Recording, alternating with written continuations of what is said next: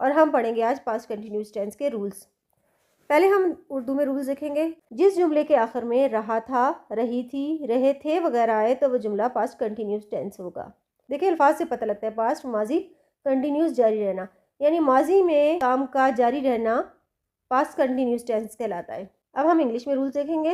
Number 1 है fourth form of verb is used. जहां आप कंटिन्यूस देखेंगे वहां पे आप फौरन से फॉर फॉर्म लगा देंगे। Was were helping verbs, was और वर दो हेल्पिंग वर्ब है। Was used with singular subject, was का इस्तेमाल सिंगुलर सब्जेक्ट्स के साथ आता है। Were used with plural subjects, were का इस्तेमाल प्लूरल सब्जेक्ट्स के साथ आता है।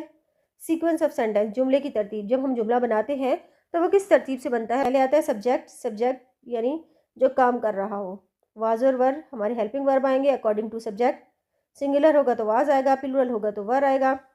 वर्ब की फोर्थ फॉर्म यूज होगी। वर्ब का मतलब होता है काम। इसके बाद आएगा हमारा ऑब्जेक्ट, ऑब्जेक्ट जिस चीज़ पर काम हो रहा हो।